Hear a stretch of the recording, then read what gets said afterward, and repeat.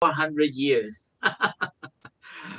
So it's very, the brothers, we all took turn. We look at the, of course, we had masks and we could not touch the telescope, but we got to see the rings of Saturn and the moons of Jupiter. We saw Jupiter through the thing, and we had a whole line of 5 little dots, the moons. So this is something just to know that we human beings are so, how do you call it? The word in English is ephemeral. We have maybe 80 years, lucky 90 years.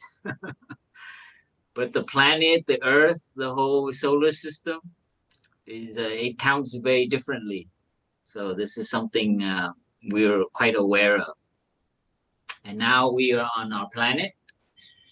I think everyone, after this experience of the pandemic, and also with the internet, the capability of the internet, we are able to see the human family and be aware that we all suffer like the same kind of suffering, losing loved ones, having to be locked down, losing our job, all very similar challenges.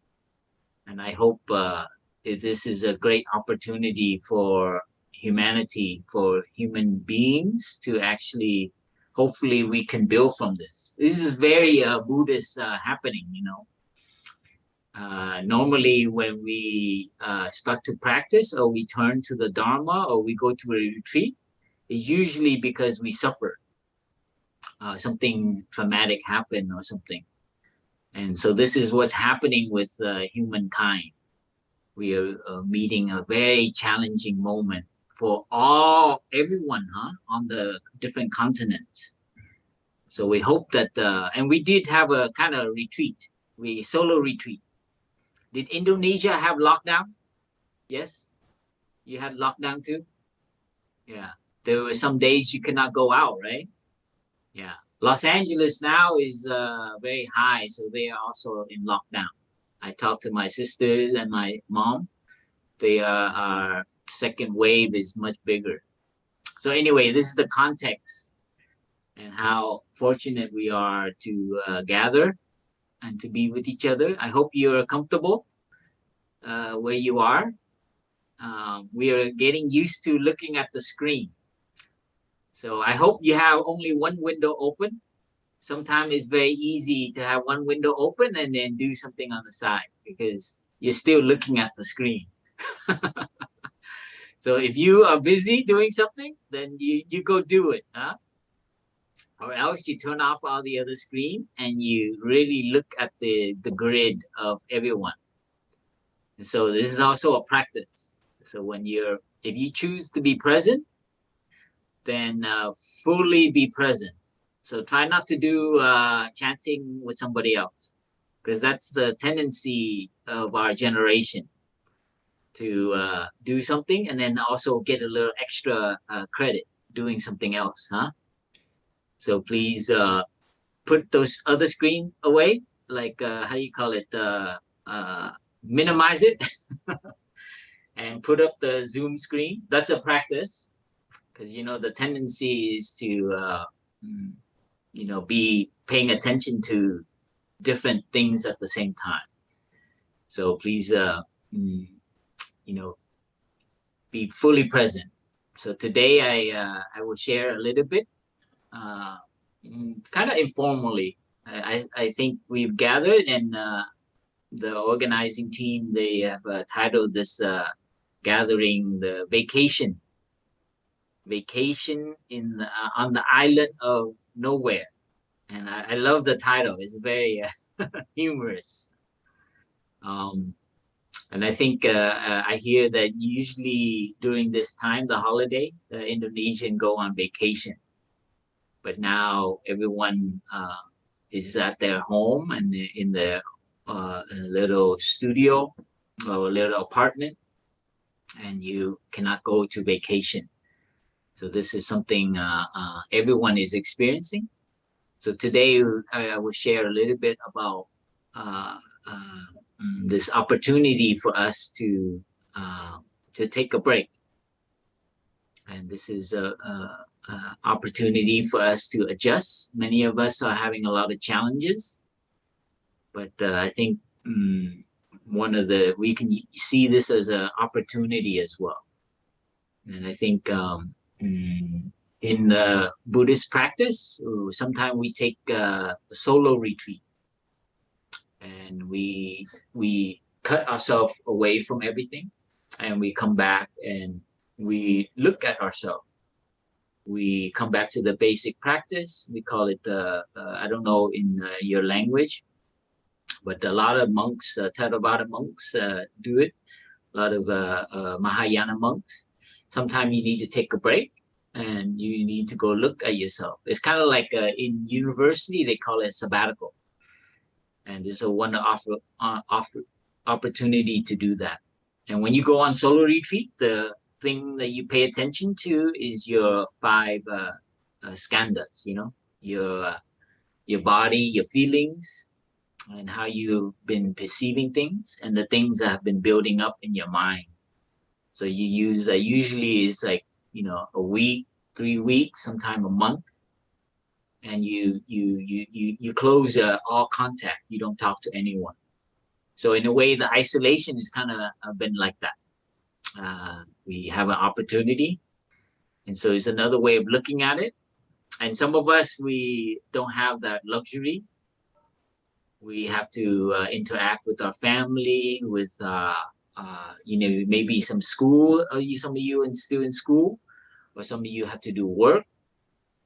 But let's just share with you the spirit of solo retreat as a way of taking care of ourselves. And this is a very good opportunity for us to do that. And we've been sharing this with all our Sangha. We've had retreats online, and this is we've been sharing this with everyone. And I think some of the practice. How many of you are like new to the practice? Most of you know already, huh?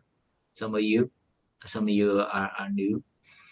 And so the meditation, I share with you a little bit my background. So I grew up in a Buddhist family, and my parents they take me to the temple, and my mom do a lot of incense offering and a lot of chanting.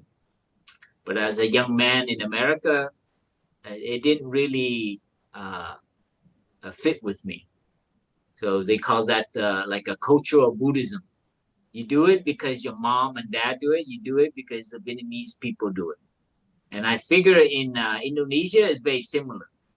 You do it because your family do it, and it's a good thing to do, to go to the temple, Buddhist temple, especially on New Year's and Vesak. So, but I didn't know about meditation later. Later, when I met Thai, our teacher, he taught me about Buddhism as a way of taking care of the mind. And this has become quite very popular now, looking at Buddhism not as a religion, but as a way to take care of ourselves. And it's very practical. And when I found that out as a young person, I became very interested. Actually, the thing that really, I think some of you have heard me share already, the first time I see my mind talk in its head about my father. I was sitting meditating in our altar room, and in the morning I heard my father's voice, but I already promised not to stand up. So as I was sitting meditating, following my breathing and looking at the incense, I heard my father's voice, and then my head started talking. It's like, oh, my dad. And I feel this kind of story about my father and my anger at him come up. How many of you experienced that? It's like a voice in your head, yeah? About your friend, well, this is my first time where I recognize it, but I could not do anything. I had to sit there and follow my breathing. And I will never forget it because I saw how the story and the thinking started to subside. It become calm, and I didn't do anything. But normally, if that would happen, I would leave the house, and sometimes I would slam the door, or I would avoid my father, or I would look at him and kind of be very tense. Is it kind of I was kind of a little bit angry at my father, a little bit, a lot actually.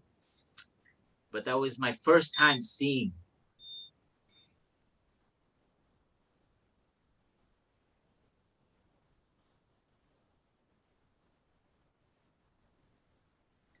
And let me tell you that I already had already graduated. I was my last year of college. Can you believe that? I went through all the education, everything, and but only in that time that no one taught me how to deal with my emotion, my anger, or even look at how my mind works. So this is something very. It was a moment for me, and that introduced me to be into meditation and to study more how my mind works. And this is very. I became very interested so much that I changed career. And instead of becoming an architect, well, I was an architect for 4 years, and then I did see that actually the best way to help the world is to learn how the mind works and find peace for yourself and deal with your anger and your suffering, and then from that cultivate happiness. So that was my just share with you a little bit my history of how, and I continue to do that up till now. Even now, I still have to understand how more and more how my mind works. So after more than 20 years, still doing the same practice, going to the meditation hall, looking at what is the new cinema in my head, new story. So this is mm, how I entered and many of you are probably at that age right now when you're dealing with family and trying to figure out what you want to do with your life and how you relate to your parents. And you probably have a lot of few little knots. They call it mental knots about your parents because they expect you to be a certain way and they demand for you, maybe among your brothers. So these are things with Buddhist practice, it can really help us free ourselves. So the idea of liberation in Buddhism is very real. It's not enlightenment like in the clouds, but it's very practical. And this is what Wake Up is. The Wake Up movement is Thai's introduction for the young people to find this new way of being in the world. So you learn how to master them. And how do we do that? And I think many of you know meditation. The breathing is very, very crucial. That's why Thai talk about it every Dhamma talk. Is the breathing, and that was the tool that the Buddha and many yogic practitioner before the Buddha even before the Buddha, when he was still a prince, there were already many meditators in India. So in India, the spiritual training is yoga. They have yoga, so you use the posture as a way. Yoga is very intense, right? To use the body to master your body was one, and the second one is to master your breathing. Yeah, I think they call it Vasajnana. Yeah, and then the first one is more yoga, and then there's another training where you learn to look and contemplate, to reflect. So these are the three doors to enter during that time of the Buddha. So this is already happening.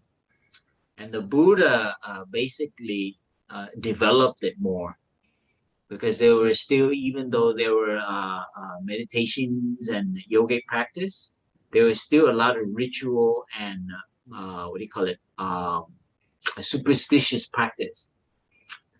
Still believing in God and somebody's going to save you if you offer a sacrifice. So the Buddha saw that there's another way of freeing oneself, and he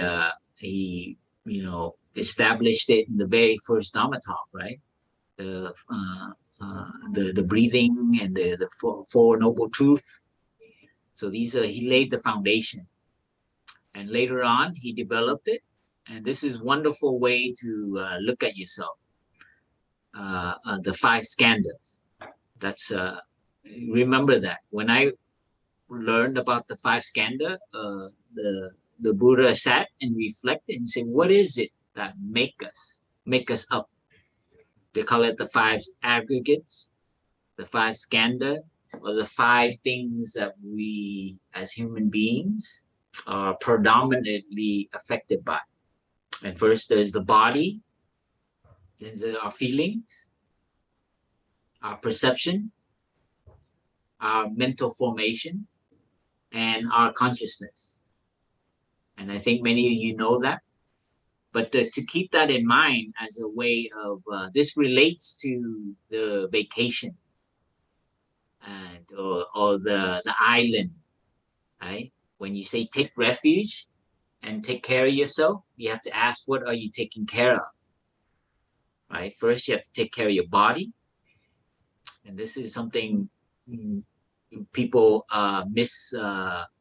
we don't pay attention to. How much water you drink, the kind of food you eat, and the sleep, right? Many of you are in isolation, and many of you are young, I see, but we neglect taking care of our body. I noticed this because young people, if they live alone, I go in your room, and would you let the public come into your room? So in the monastery, that's the first thing you learn, is to take care of yourself and take care of your surrounding, and how you set your space up. So this is very important and also your sleep. This is a very now with the age of internet and the age of electricity, the sleep pattern of people, especially young people, is downhill, is very irregular, and we stay up very late because we have electricity and now we have internet, so we can go on forever with media, social media, or even work. And if you don't get enough proper sleep, then your mind very cloudy. I think you know that. And it's very hard to do because, we're very lazy, because, it's 9, okay, and then 10 and 11, and then it goes on. So this is something, sometimes you go to the monastery, I was like that. My sleeping pattern was terrible as a young person.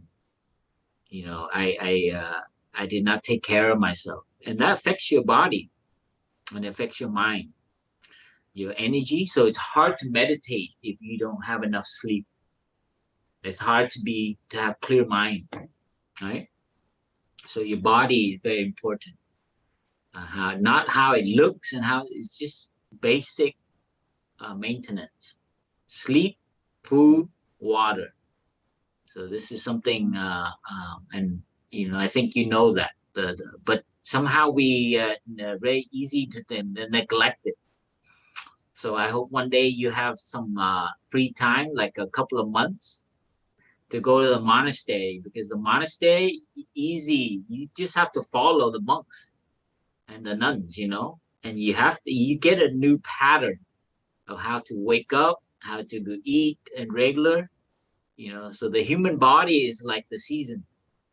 It has a rhythm with the sun. And sometimes with modern technology, modern electricity, it's thrown off. So this is something to pay attention to, especially during this time when you have more time on your own and more time to be online.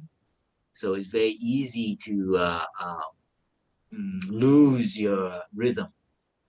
Okay, so please look at yourself and see what you can adjust.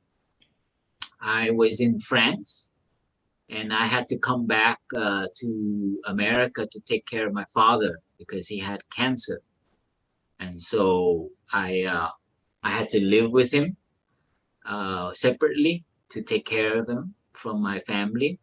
And the first thing I did was to establish myself a place to sit, do meditation, right? So to create a space for yourself for you to take care of your body. And you sit and you learn to train your breathing. So the body there includes your breathing, right? So if you learn how to master and harmonize your breathing, then that affects your body. And that's why we train so much to take break and just really sit there and enjoy breathing. Just simply enjoy breathing and pay attention to your whole time that you're sitting, following your breath, like we just done before this. And that's a way of taking care of yourself, taking care of your body. Because when you pay attention to your breathing, then your mind cannot be paying attention to other things. Yeah. So it's it's a trick. So if you're gonna be thinking, then think about your breath. Okay. So let's try that. Let's sit beautifully. Put your hands down, relax, and watch this. Okay. Your mind cannot pay attention to two things, right? You're gonna follow your breathing, and you're gonna see your mind flicker back and forth with thinking. Okay, just like interruption. You see, yeah. But if you close your eye, it's better because your eye is very sensitive. Your eye is very linked to thinking. Okay, so close your eyes. Right now, when you close your eyes, all of a sudden you see with your inner eye, and the inner eye, it relates more with feeling. You see, there's an inner eye. Okay, and that inner eye is called awareness. So you become aware of your breath.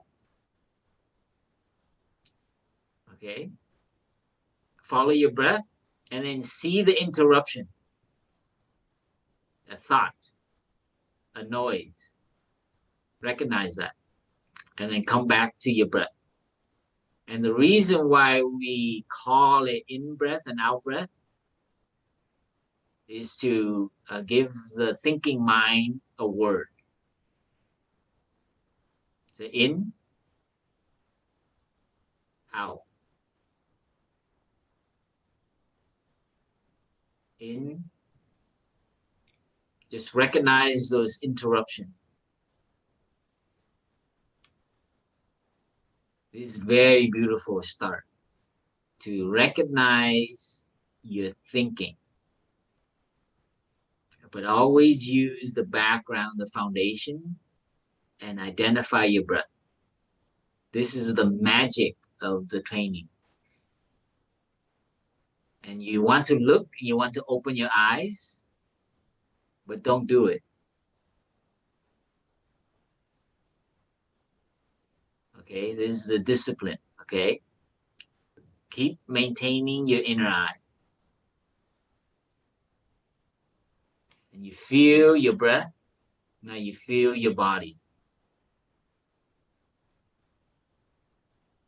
And with each out breath, you let go of your shoulder, relax,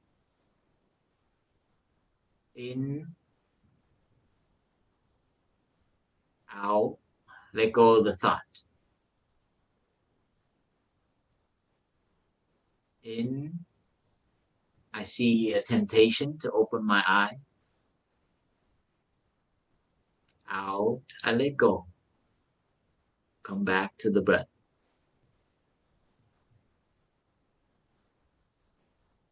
In, I recognize a few tension in my body, my shoulder.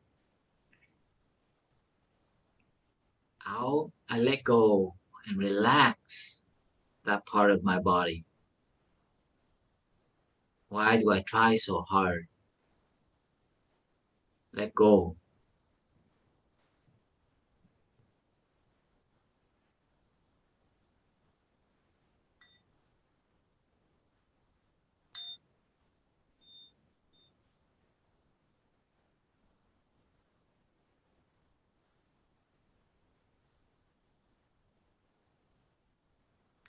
Okay, you can open your mind, open your eyes.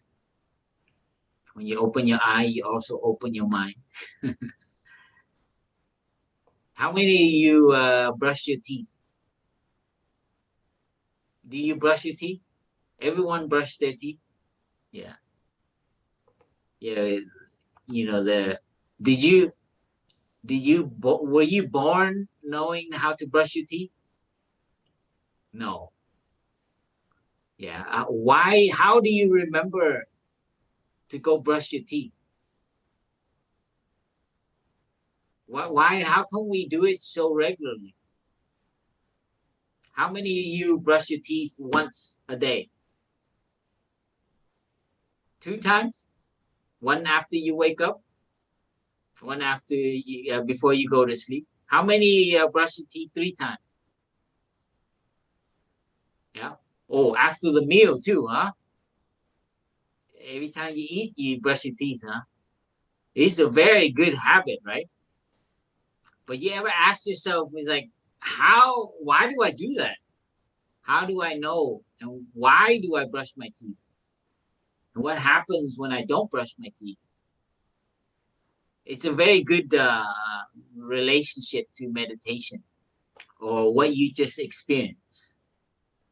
Sitting there, closing your eyes, following your breath, taking care of your body.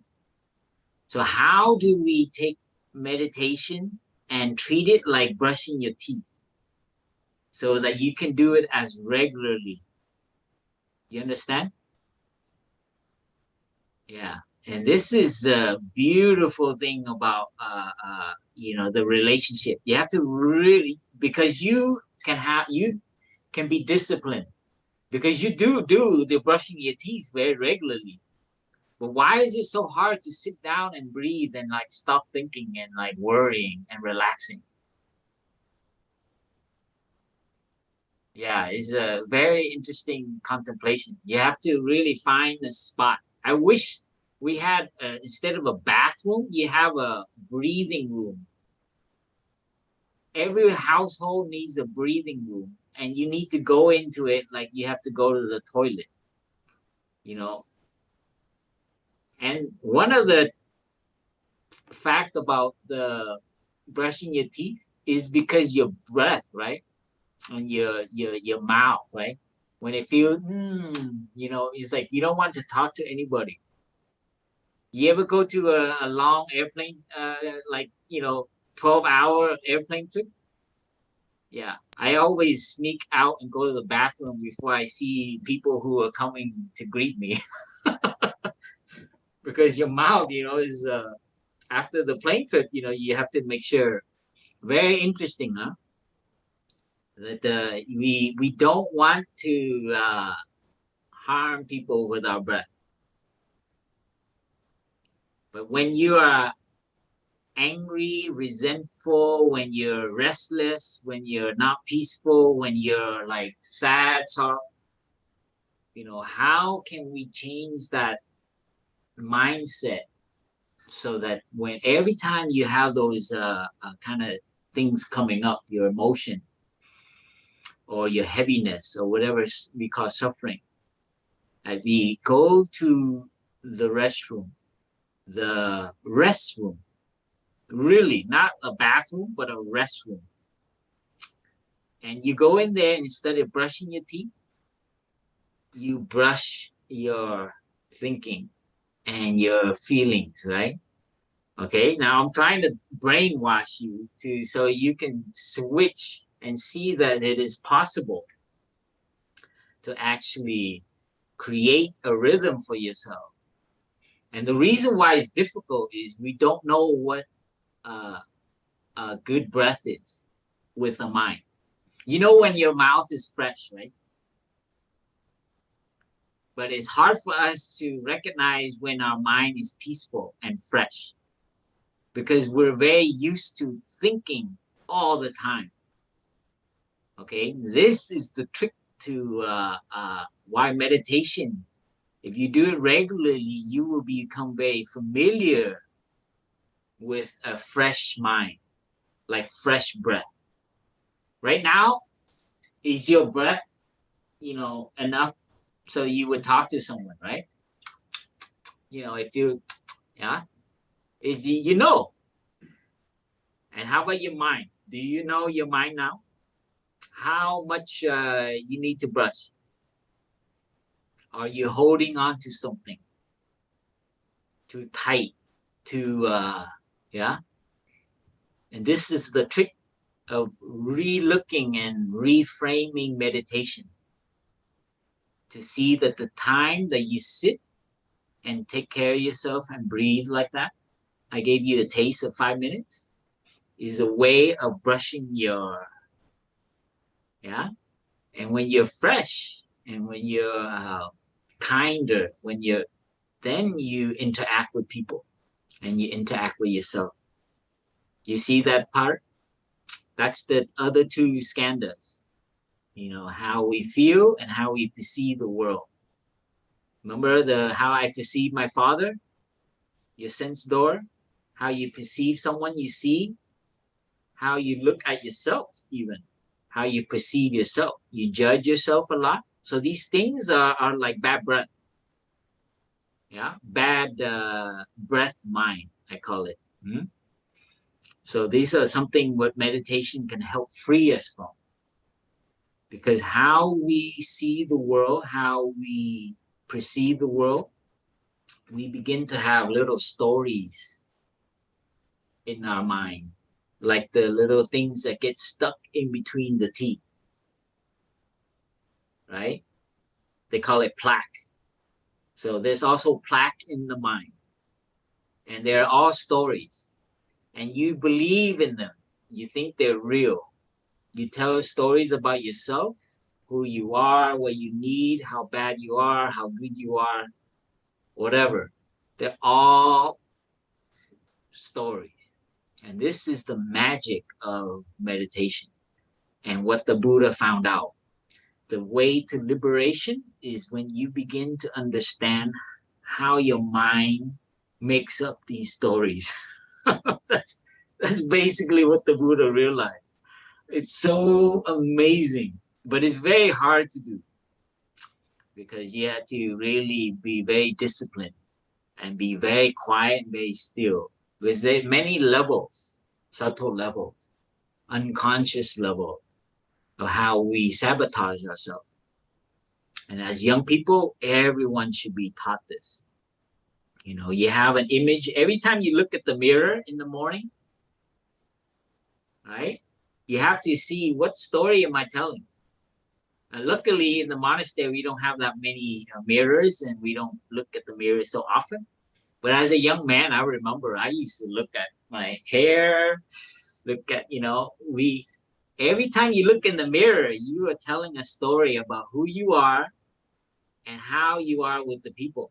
And this is very important now with social media, because now we're all very stimulated to present ourselves. And we do it so much that we actually lose our island of who we are. And you have to know how this works. The more you look at other people, the more you reinforce something about yourself. And if this era of social media is so important, I think you know already, right? Most of the things you see on social media are the best parts of other people. right? They're always smiling, or they get a little AI touch up on their face. Everyone looks like they're having a good time. So the more you look at that, the more it makes you feel bad. Like, how come I'm not having a bad time, a good time? So the stimulation that we have now with our feelings is much more harder than when we didn't have social media, internet. And this is our challenge for the wake up generation, to really come together and remind ourselves that we know who we are and we know what is the right path, what is a true person, or else the media and other things that you expose yourself will tell us differently. So knowing how we perceive and create our world, well, we in Buddhism we call right view, the way we view ourselves and the way we view the world.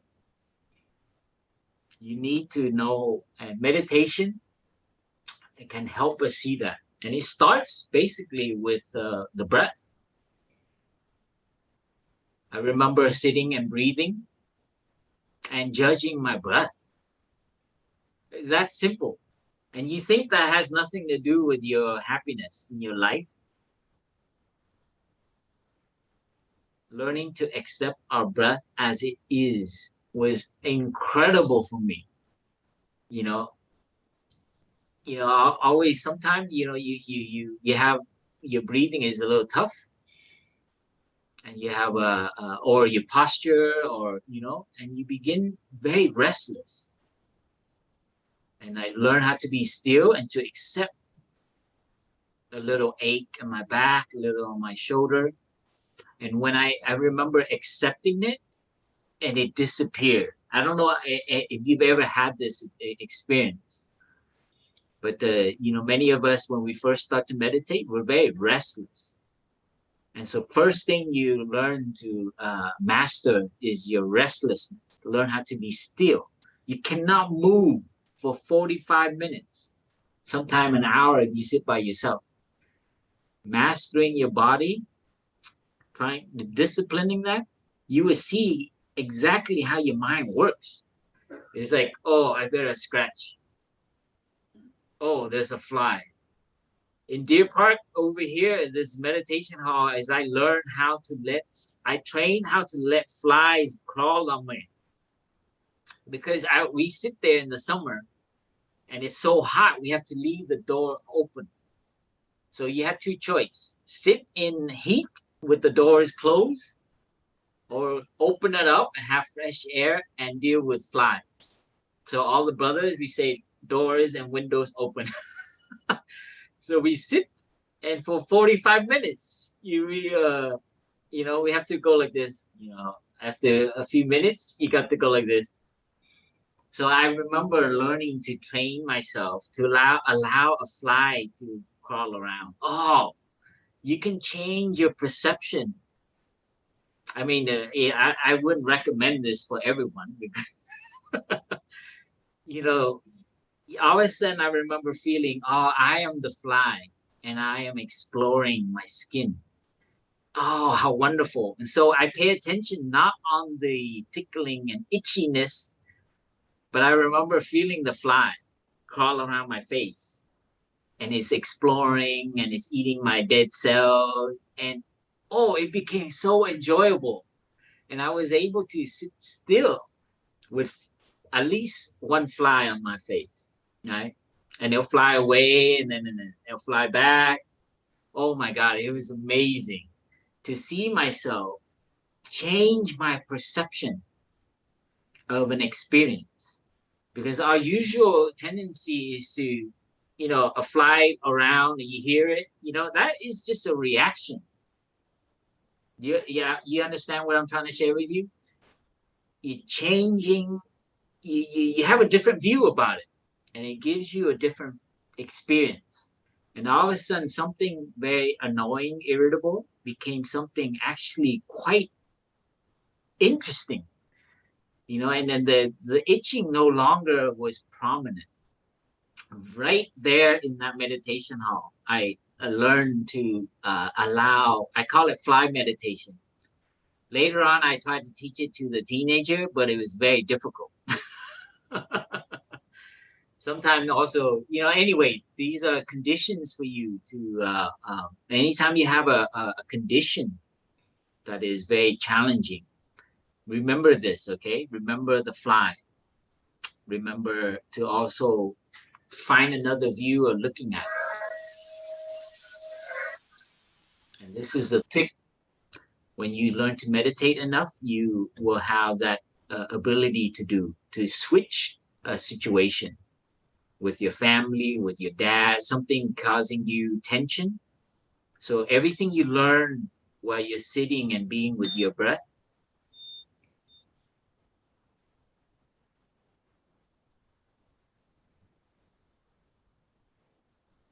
you can use it to apply it with your human relations. You see the wonderful tool that you can develop. So this is the other three skandhas, feelings, perception, how you perceive things. Okay, remember the fly. So the fly is not just a fly. The fly could be that person that annoys you at work. It could be a family member that you're having trouble with. So the fly is just, a representation. But there's a lot of things that are flies in our life, right? They just really get to you, right? And also flies are also our ideas. We have many ideas. How many of you recognize an idea that you have that keeps flying in your head? Yeah? Who I need to be? Why can't I solve this problem with my sister, my brother, my father? These things keep taking your energy. In the Theravada tradition, they call it leaks. In our tradition, we call it knots. They tighten you in here, and it makes you lose a lot of energy. So these are, when I say fly, that's what I'm talking about. These mental formation, these things that constantly make you lose energy. And this is what why brushing your mind regularly can slowly help you from having a toothache or what you call a mind ache. And you know what it feels like to have a mind ache. You become very easily irritable, very, reactive. When you feel that, easy to blame other people. Those are the moments when you know that you're having a toothache or a brain ache. Yeah, and those are just part of life. You're not gonna get rid of it. Just like your mouth is not gonna be fresh forever. Everything is impermanent. You may be peaceful now, but wait until you step out and you interact, and there's something disturb you, right? But you always have the tool of your breath. Every time you take a breath is a moment of brushing your mind. You understand? Let go of the fly. And this doesn't have to be in full lotus position. This could be right there in your dining hall, in your dining room, right there in your apartment, in your house, in your workplace. So this is what Thai has gifted to us, that meditation doesn't need to be always in the meditation hall, but it's helpful because being still by yourself in the hall, you begin to know what your fresh mind feels like. Remember that. Is reason why we are so hard to practice this is because we don't know what a fresh mind feels like. So I challenge you, because you know what a fresh breath feels like. So make sure when you have fresh mind, you know what that feels like. and you recognize it. Because only with the background of a fresh mind will you see the flies, the plaque. Okay, I hope that makes it clear. And this is all I do as a monk. It's nothing special. I don't know more than you do. I do it more regularly, and that's it. And the more regularly you do, you see that it affects your life. It affects you how you view the world, how you see the situation now. It's that simple. So the Buddha, he discovered a practice. He didn't discover an idea. You see, he discovered. That is what is amazing about, I think, our root teacher. He discovered how. That's why many from the Christian, Muslim, Catholic, other tradition, they come to the Buddhist practice. They still Christian, they're still Catholic, but they always say Buddhist. The practice helps me. You see, I think they all come to Buddhism, and luckily Buddhists don't have to try to convert them. I mean, at least we don't try to. I don't know in Indonesia, but we don't care about converting people to a religion. We just want people to be more happy. And so I share with you the 5 skandha, okay? And that's the basic, the island, right? So the vacation here, I want you to remember that. We don't need to go. Sometimes you go on a vacation and you, like, I think Ratka found a quote of Thai. It says sometimes you come back from vacation, you're more tired. Right? This meeting is... This is very important way to look at vacation. And lastly, I want to just share with you an important element that I discovered. In a monastery, it's very easy for me to follow and practice because you have the bell in the morning, you go meditation, you come out, you do yoga, you do qigong, you go breakfast. The schedule is there, the space is there, and I'm full with 50 monks and lay friends practicing. But when I went back to my father's place and to take care of him, and it was only me, so I had to establish myself and have to create the monastery. But I remember being tempted, and I want to share with you some of the things I recognize. And that's why I'm much more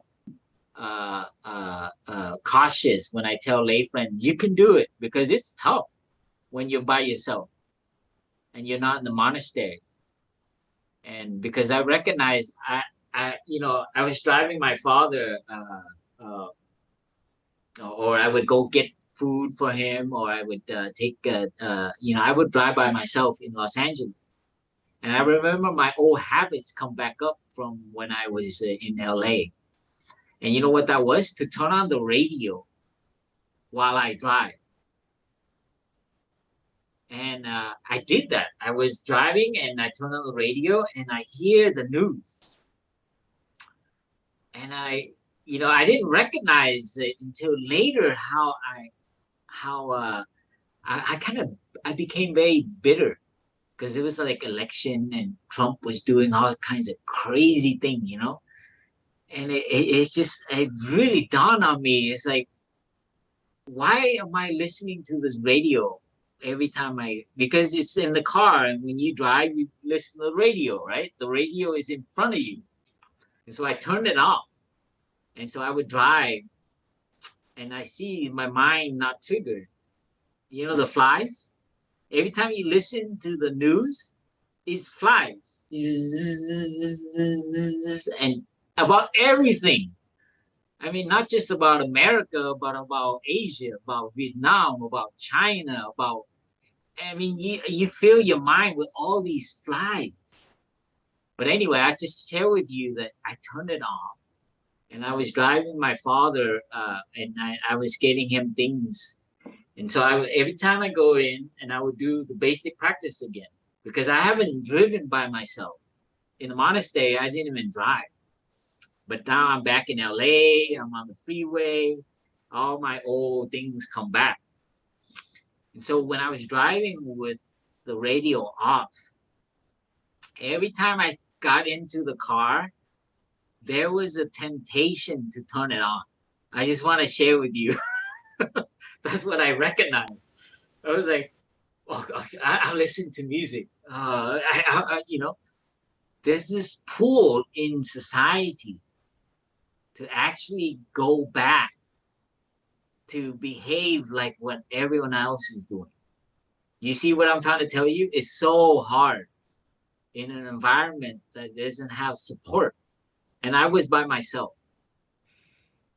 you see? And I'd share with you another thing. And when I was driving, how many of you drive? Do you drive in Indonesia?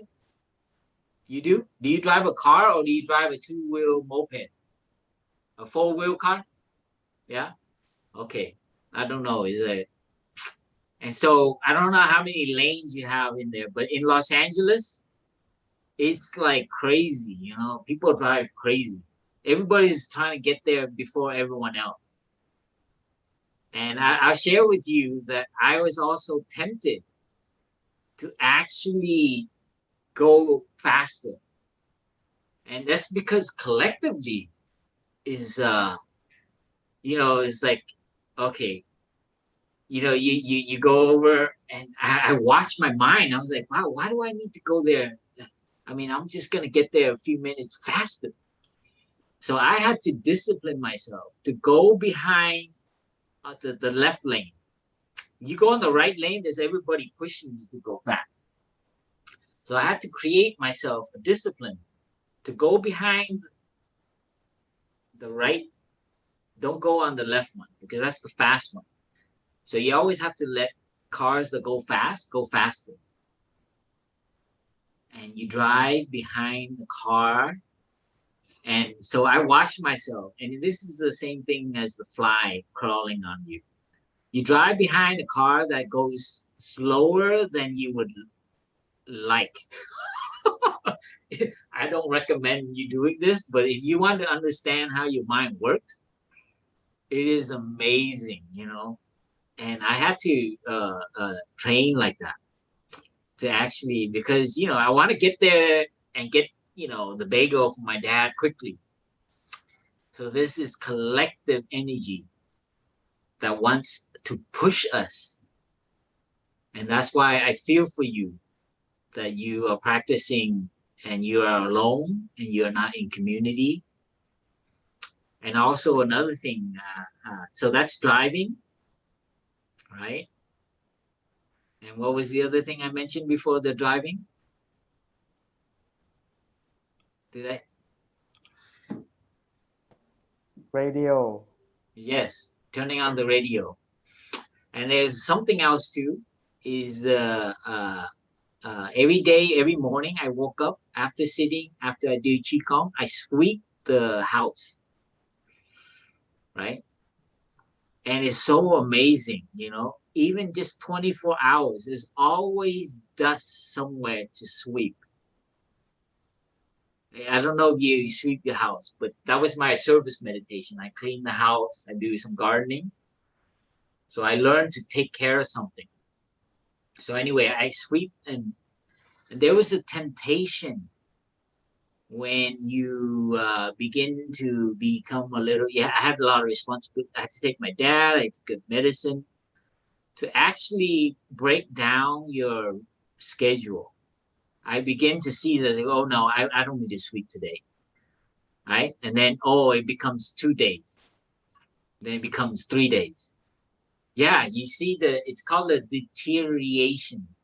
It's slowly, the thing you enjoy to do, all of a sudden becomes work. I don't know if you understand what I'm trying to share. So this is how your practice breaks. You see, before I did it because I was nourishing my spirituality. You know, I was sweeping, I was following my breathing, and I was practicing my gatha, right? Sweeping my mind. I clear my mind of dust. Yeah. And I really enjoy it. And that's when I'm most in balance. But as you get more busy, you begin to let go of the things you enjoy. You see what I'm trying to get at? There's certain things in your life that you enjoy to do, whether that's sweeping, gardening, folding, ironing clothes, whatever that is for you. You've lost it, get it back. That is your meditation. So discipline here is not like discipline. I show up on time. I'm always sitting. But discipline here is to know what nourishes you. What that is your vacation, and you've lost it, and you need to bring it back. And this is the magic of meditation. You can turn.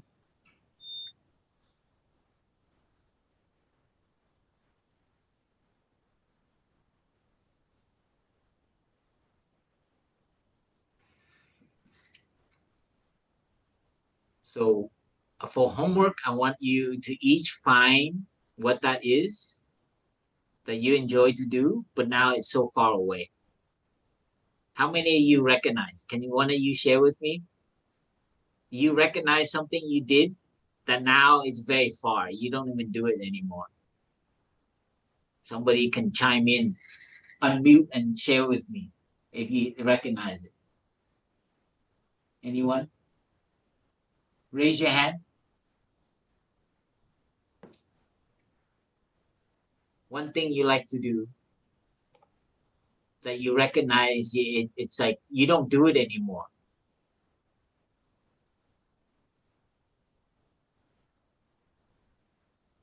What do you do?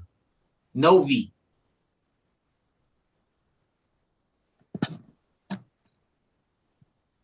I used to like drawing, but now I'm not drawing anymore. Oh, wonderful. Drawing is very relaxing. I train an architect with, and I still draw. Actually, I've been drawing on my computer, like Asian landscape, trying to master. It's very relaxing. Anyone else? Something you recognize? So please, Novi, pick up that pencil, or if you have a iPad, you can do it on digital now. So anyone else? How many of you like to cook? You like to cook? You don't cook anymore? That could be it. So if you don't have it, I want to introduce you something. Find something that you can take care of. Okay, the first thing I did when I got to my dad's place is to do gardening. And I revived a kind of like a rose bush. It was like really dilapidated. It was, nobody took care of it. I trimmed it. I put new soil, new fertilizer, and wow, within like 2-3 weeks, it started to have new leaf, new flower, and oh, it's so nice. So one of the tricks is to find something to take care of, right? And if it's a living thing, it's really nice if you can do that. So it's not just your house cleaning up and tidy up, but it's something living. Because something living, you really have to do it every day. You have to take care of it. You have to look at it. You have to talk to it. So that's another homework, huh? Find something. Because you were so locked with online computers that we lose touch with living things around us. If you don't have something, go, I don't know if you can order it, or go buy a potted plant. And start with one that's easy, okay? A spider plant is easy. A non-flowering plant is easy. So please take that, and that's very important to do now as a discipline. So these are, I'm sharing here what I learned when I was taking care of my father on my own without the monastery. And in the monastery, all that is built in. Service meditation, walking meditation, you have time for all of that. So I'll just close here that, we're very lucky that we have this wake up movement, and we have a community, and now with online, we can connect and support each other. So this is a very good opportunity for us to not have to actually go physically to some place, but still have that connection. And I hope that the Indonesian Sangha there can hold retreats, right? That you can have weekend retreats more regularly, so that you can help, water the good seeds in you. So the gathering here, listening to me is one thing, but it's just the gathering itself, right? I don't know how many of you have gallery view, but it's nice to see people who are on the path, to see each other. So this is a kind of a gift of having to go through this lockdown and isolation. And now it opened up. Now the monks and nuns, we don't have to fly, and they're having retreats. And many monks and nuns from all over different center can support the same retreat. Like we have a retreat Vietnamese speaking now online for the Vietnamese people, with monks and nuns from Germany, from France, and from America teaching the same retreat. So it's a really wonderful way that our Sangha now can expand. I think it's becoming very modern, huh? And I think I'm starting to I might join the club of no more flying. But I really miss like going to Indonesia and going to your islands and seeing there are these like really privileged things that we can do as monks, because we get invited to go so many places like Africa and many countries. But in my heart, it's starting to feel like maybe I don't fly anymore, because it's such I was inspired by what's her name, the young girl that I forget her name, the one from Scandinavian country, the strike student for climate strike, huh? Greta Thunberg. Greta. What's her name? Greta Thunberg. Oh, Greta. Greta Thunberg. Greta Thunberg. Yeah, she's amazing. She didn't fly anymore, and she took a boat to come to America. I was like, wow, I bow to her. She's bodhisattva. So I think this is something I want to share with you, that we have, this opportunity to connect. And lastly, with Wake Up, is very involved with service. Yeah. So it's not just for our own sake, but we always try to find people who are less privileged, less fortunate. And part of the happiness in the practice is that we do it, we transform and help ourselves, and we learn to help others. So remember, that's the three items of Wake Up movement, is to learn and to introduce to young people what I share with you, the discipline of practice, so that we are not like a slave to the society, to your culture. Your culture and the things, the ideas that you have is a kind of a mental, is get a job, salary, house. All these things it's just one way of being in the world. So please don't be imprisoned, right? And you don't need to have a lot of money. You don't need to have a large bank account. You'll be fine. So we have all these things that are like stories that society tell us and make us anxious and make us insecure. And these you have to be very careful, like you believe it. What's going to happen to you? Yeah. And so this is very part of the Wake Up movement, to liberate yourself from the stories that the society, your culture tell you about what young people should do and what success is and what happiness is.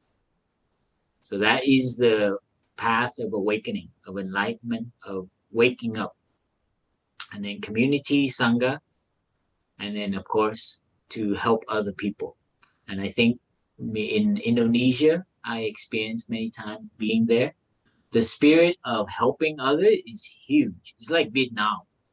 It's like, you know, people in Indonesia and in Vietnam and a lot of Asian countries, there's so much joy in offering and helping others. And I sense that very strong in the Indonesian culture.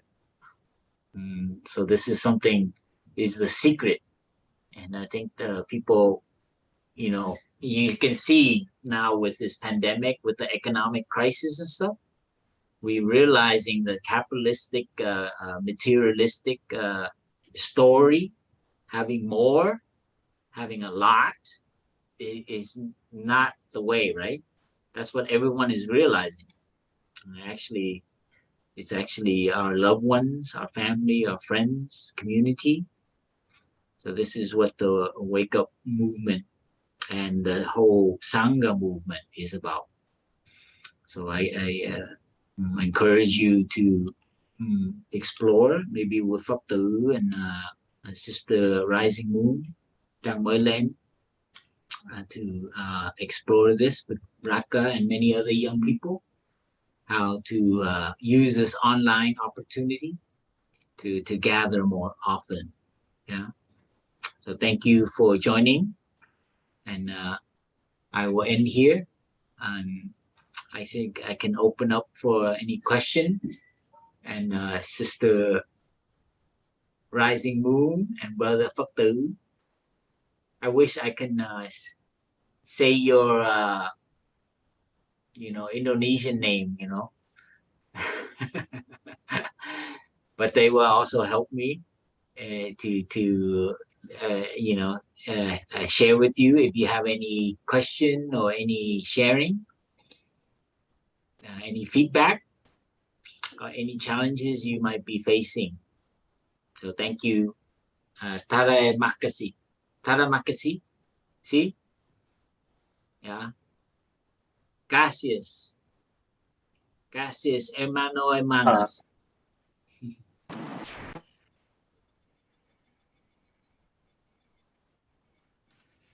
Okay, dear Kai, thank you to be our tour guide in this vacation, actually. Right now, we are entering the Q&A session. For those of you who maybe have a question during the Dhamma talk, or maybe you find some difficulties during the practice, you are very welcome to unmute your account, and then you can ask the questions. For the first session, we will find the 3 questions. If all of you don't have any question, maybe we will have a sitting meditation in silence during the Q&A session. So please. And before we start the Q&A session, I would like to invite the bell master, Sister Natalia, to invite 3 sound of the bell so we can enjoy our meeting.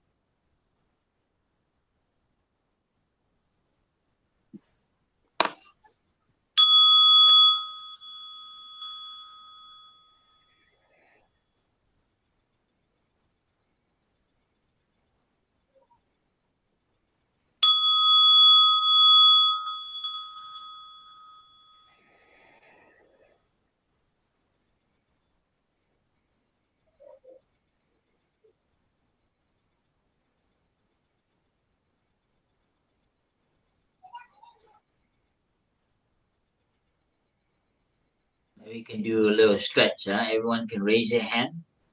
Stretch up. And go left.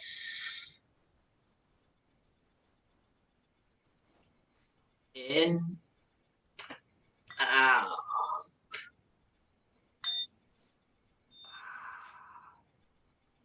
Breathe in.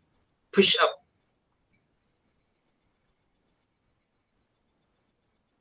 Breathe out. Relax.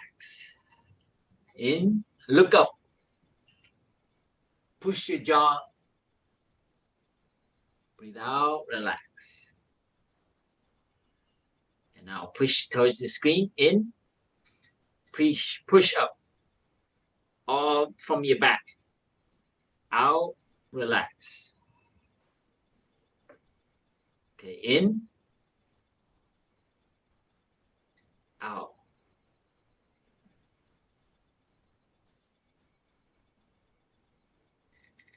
So please, you raise your hand if you want to share anything. Brother Phatu, can you say something? Hello, Thai. Can you hear me? Yes, so nice to see you. Nice to see you too. Thank Are you you for in the talk. Indonesia? Yes, I'm in Indonesia. I got stuck in Indonesia. I cannot return to Thailand.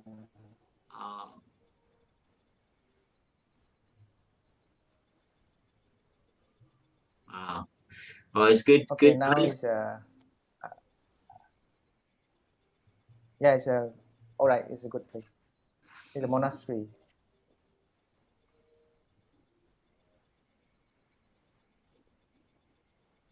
Please raise your hand or something if you want to share something.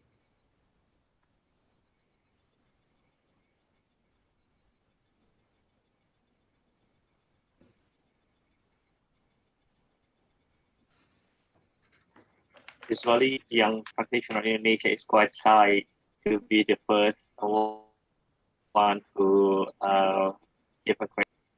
Oh, okay. If not, I will pick your name, okay?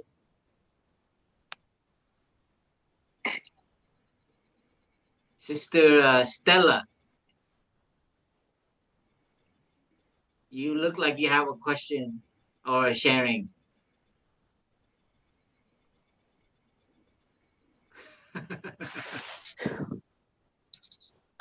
Dear Thai, brother and sister, good morning. How can you know I have a question? Thai.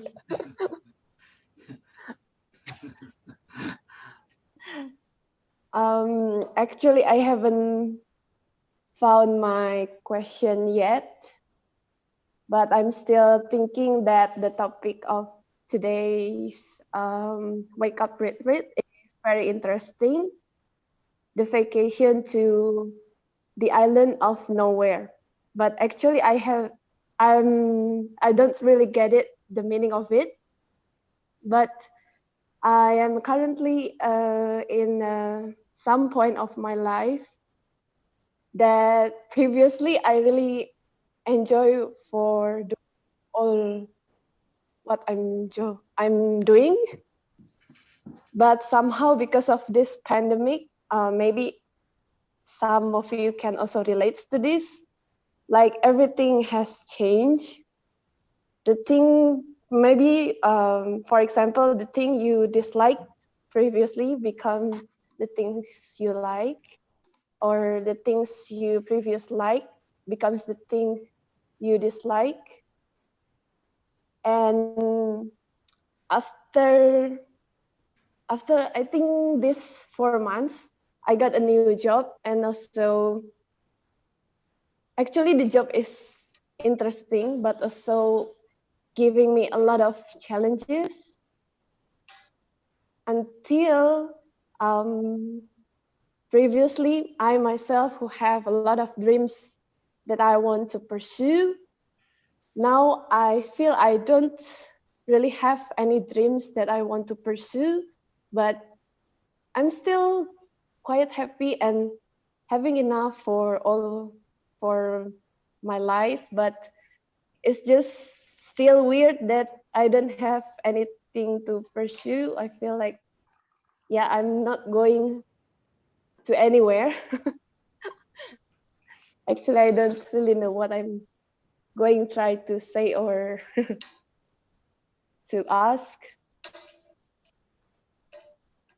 But maybe Thai can give some advice, because I don't know if it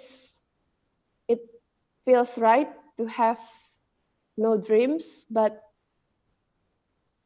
you are actually still happy with your life, but just have nothing to pursue. Thank you. Wonderful. I think that's a very good state. Enjoy it, because it's also impermanent.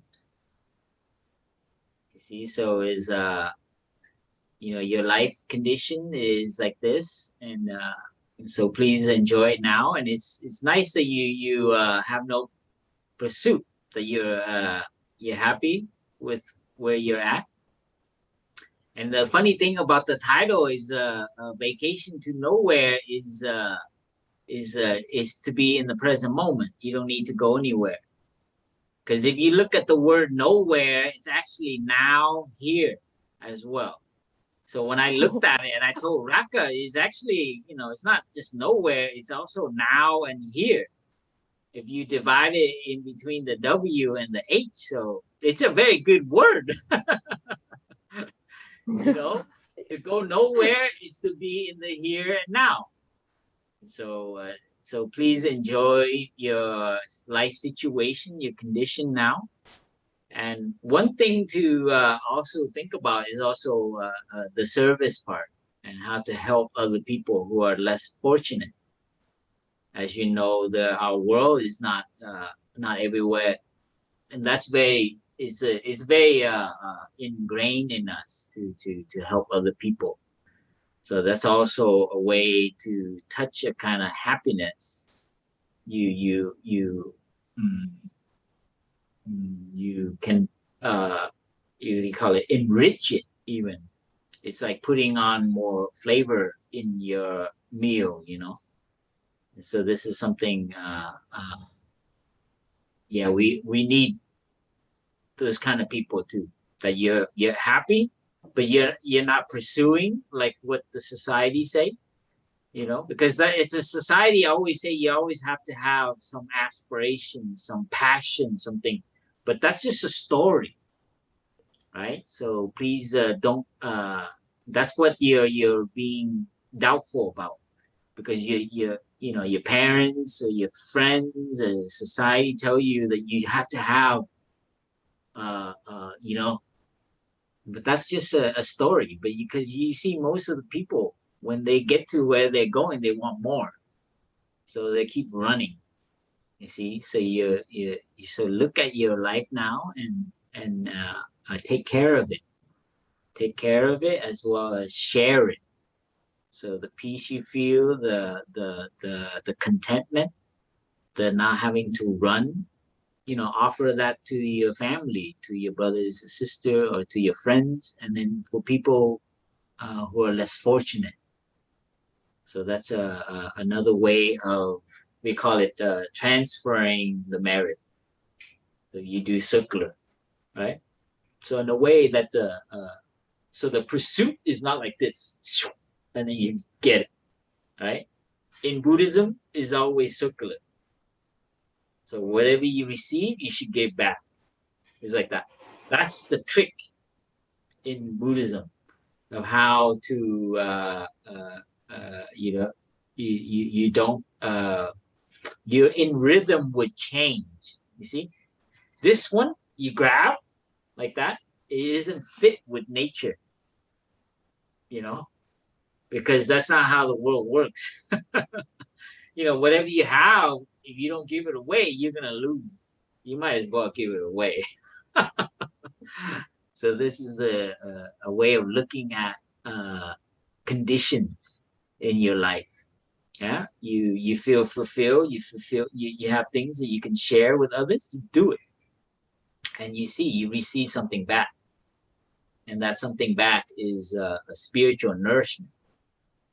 So that's think about that. So pursuit is not like that. This is called sharing the merit, and we need that kind of new way of looking at economy.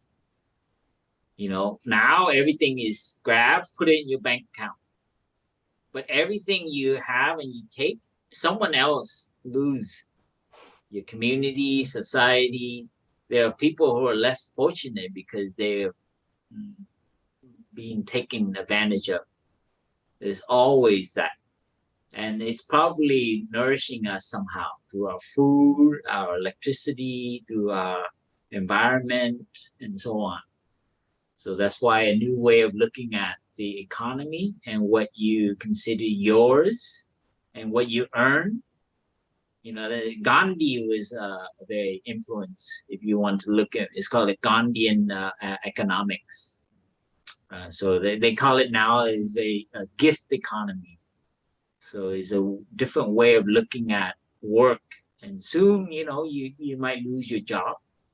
But if you know what it's all about, you're not afraid. See, you trust that the universe has stuff stored with you, and you're not always, you know, will be provided for. So it's a new way of looking at. It's a new story, huh? You understand? Yeah, this is very in line with Buddhism. The generosity. I hope that helps, Stella. Yeah. Thank you, Tai. Okay, thank you.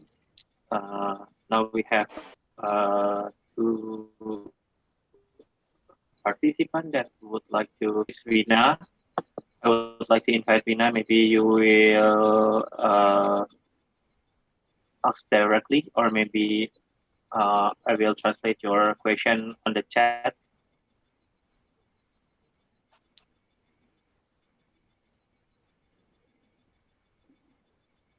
Okay, she cannot open the mic, so I will translate her questions. Dear Thai, dear sisters, recently I realized one thing in myself, uncomfortable with my own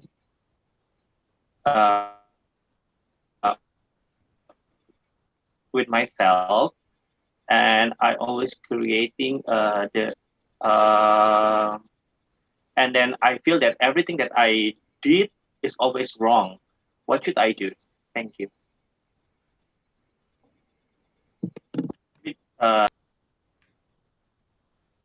Sister Rising Moon, The connection is how bad, do right? you practice with self-judgment? I'm always doing something wrong. Why do they keep reminding me?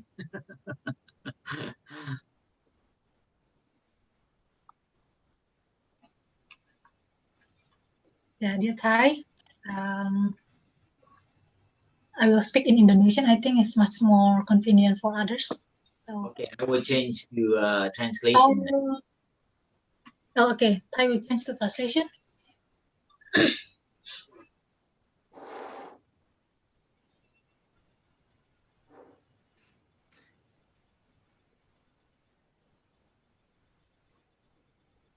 Okay,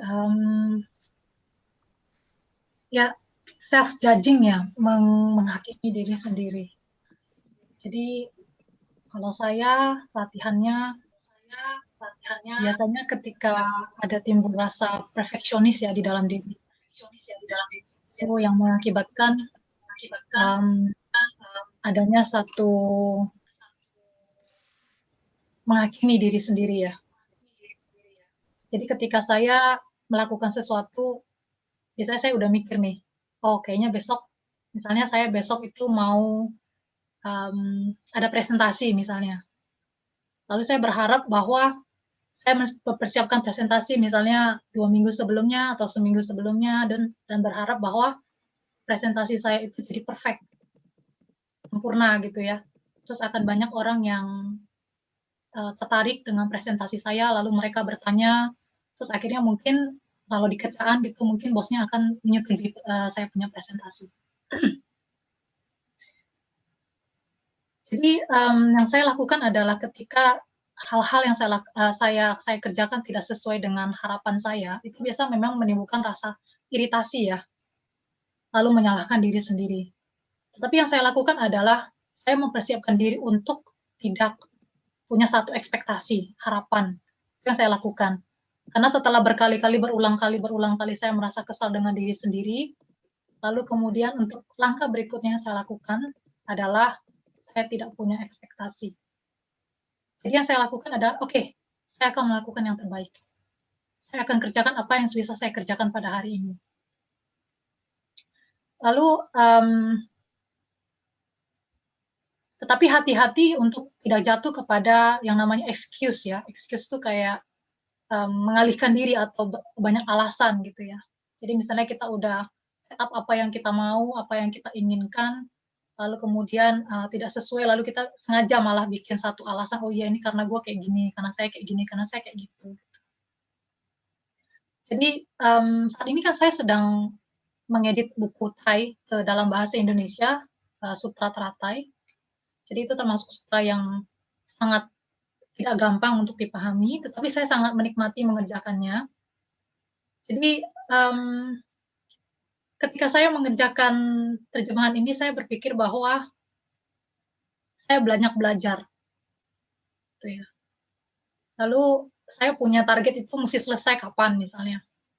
Nah, ketika saya tidak bisa, saya harusnya awal Januari ini udah selesai, tetapi ternyata saya tidak bisa menyelesaikannya. Yang saya lakukan adalah saya nggak kesal. Kayak kemarin misalnya, saya seharian nggak punya waktu buat, sebenarnya saya punya waktu, tetapi saya entah kenapa rasanya tuh tidak ingin melakukan apapun, hanya ingin istirahat saja. Jadi saya sama sekali nggak sentuh, sama sekali saya nggak baca gitu ya. Nah itu sebenarnya satu hari saya bisa ngerjain 10-20 halaman, tapi kemarin saya nggak ngerjain sama sekali. Apakah ada penyesalan? Ada kekesalan sama diri sendiri? Biasanya ada ya, tapi saya berkata kepada diri saya, it's okay, nggak apa-apa gitu. Kita bisa memberikan banyak waktu kepada diri kita, hingga kita bisa lebih santai. Terkadang ketika saya berhenti melakukan sesuatu, esoknya saya bisa melakukan lebih baik. Ya, itu yang saya rasakan dalam latihan saya. Jadi, kita nggak bisa menyesali apa yang telah berlalu, telah kita lakukan. Yang bisa kita lakukan adalah pada saat ini, dengan baik pada saat ini, yaitu misalnya bagaimana latihan saya hari ini, apa yang saya lakukan, seperti itu. Misalnya, contoh paling umum lah, ketika kita marah, kadang-kadang kita suka bicara sesuatu yang tidak menyenangkan. Keceplosan misalnya gitu ya. Lalu kita menyesal gitu. Nah, ketika Anda menyadari hal tersebut, itu adalah satu hal yang indah, satu hal yang bagus. Itu adalah satu latihan. Untuk mengubah diri, harus melakukan latihan yang bertahap secara perlahan. Tapi ketika Anda mau mencoba sesuatu dengan baik, memulainya dengan baik, itu sudah ada keindahan di dalam latihan tersebut. Ya, jadi take it easy ya. Ambillah segala sesuatu itu dengan santai. Nggak usah terlalu perfeksionis, enjoy aja. Melakukan kesalahan itu adalah satu hal yang baik sebagai pembelajaran yang selama ini saya latih. Jadi terima kasih. Mungkin ada tambahan dari brother. Thank you.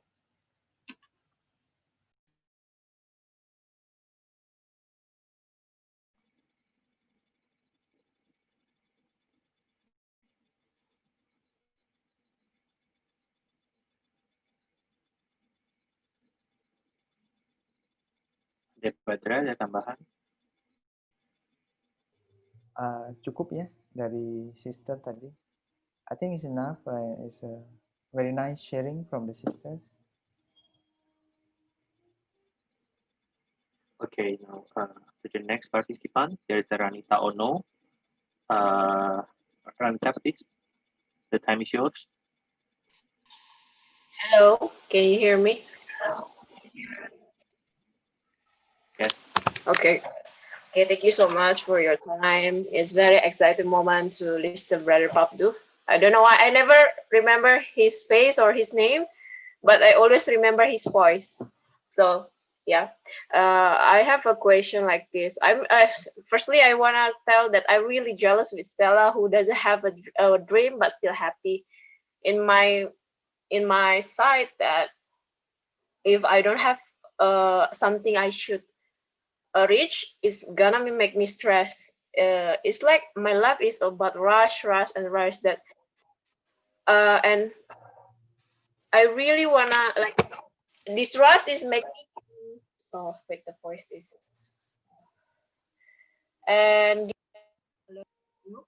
and this rush make me can it's like for example like if I'm not trust or thinking about my goals, I will do nothing and I don't get nothing. If because of rush things, I never stop thinking about it. I can get what I want. For example, my English is sucks before, but because I'm in rush, oh I should learn about English. Then my English getting better after that. I just practice it and then because of rush, I can do something that I cannot before.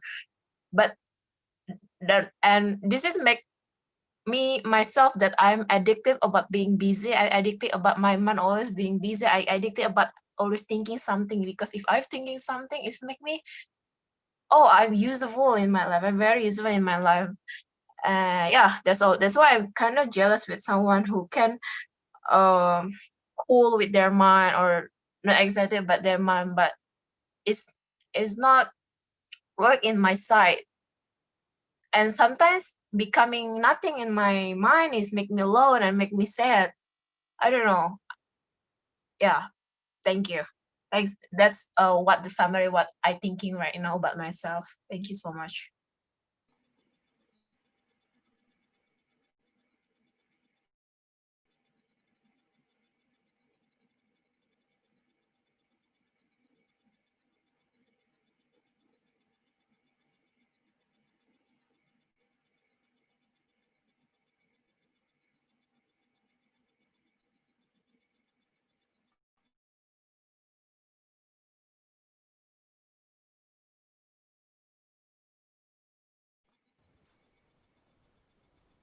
Was that Dear, just a comment, or was that she have a question?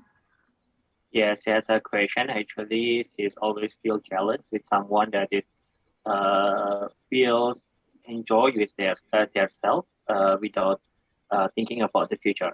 Because on her side, uh, to make her life being alive is to having a goal, something like that, isn't it, Ranita? Yeah, because if I don't have something, it's something.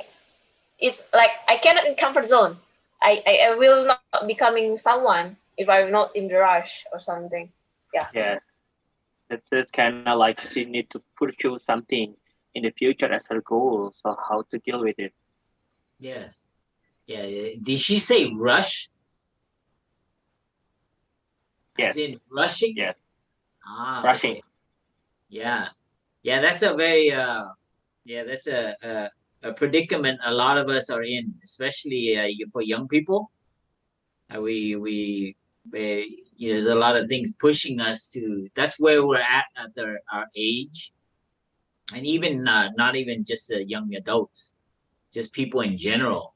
Our society is always feeding us that story that we need to be on the move. I was like that. I was I grew up in LA. I work in LA, and I mean, to stay at home is really bad. Like Friday night or in the evening, or Saturday and the weekend, if you're not like out, you're a loser. You can't be by yourself because it's like that means you don't have a social life. And if you have to have a job and you have to be like make sure that you're climbing the ladder and you're getting somewhere. So I kind of grew up with that culture, and it's something yeah, I realized that actually there was a deep suffering in me about my anger, about my father, about society, about myself as well, because I had this kind of like discrimination with Vietnamese people, my culture, because I live in America and I want to be like white, like American. And, and I didn't like Vietnamese people. I'm Vietnamese, And so there was this conflict in me that I didn't want to look at. And slowly, when I slowed down, I realized that actually, it's not that I didn't suffer, but it's just I was so occupied, and I didn't want to slow down because I have to deal with it. So actually, the suffering, the dis-ease, the discomfort you feel when you are alone and you have nothing to do, if you stay with that, then you will learn something about yourself. So this is a very hard thing to recognize because, like an occupied mind is it's much easier to always be occupied, but it's not going to be like that. Don't wait until you're 50 years old or, so on. And you realize that, gosh, what have I been doing? That's my experience of many people who are so busy that they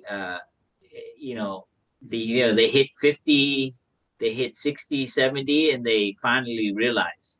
But now, and I'm not saying that don't have a pursuit, don't have an aspiration, don't have a goal, but don't let that be the thing that keeps you looking at. So also be comfortable with being by yourself, not having anything to do. Because when you do, there are other things besides work and pursuit. There's also like relaxing, enjoying life, chilling out, as they say in America or in LA. Just chill out. Why are you always doing something? I remember my friends, we sit around and we sit on the couch, we just hanging out. We don't need to do anything. And then somebody come, and they have all these stuff and energy. We always, I remember we tell them, it's like, just chill out. You know that word? Chill out. That means like, why are you always having something to say? Why you have something to do? Just sit around, just relax. So life is like that. And I want to tell you that, life for us is not to be busy and to always working. And don't remember, someone told you that, okay? Right now, during this conference call, I'm telling you that before it's too late. When you hit 50, 60, 70, you cannot say no one told you. What did Steve Jobs say when he was like dying, like a few hours before his deathbed? Do you know what he said? Yeah. So look up what Steve Jobs said. I'm not going to tell you, but it's very enlightening because he's the idol of the whole Silicon Valley and the young people, right? And I have a feeling Elon Musk would tell you the same thing. These idols who do achieve a lot. But in the end, before your deathbed, what is the most important thing? I think you know what it is. It is not your career. Anyway, but don't, I tell you now because later on, don't say that no one told you. So our life is not our work, our busyness, our preoccupation. Our life is to live and to enjoy the day, the sun, the birds, our loved ones, to enjoy our miracle. This is these are enlightened moments, people before their deathbed. There's many poems written about it, that people finally realize, like, oh my gosh, how precious it is just to be alive and breathing. Because your career, everything is impermanent. And you might have it going your way now, but in a month, you could be in the hospital struggling to breathe. Or you get in an accident, you can't walk anymore. And then your pursuit will change, you see? You no longer can walk, and then all of a sudden walking becomes your like most precious thing. So I just share with you, sometimes the thing that we want, it keeps us to recognize that what we have. So it's not like the happiness is knowing what you have.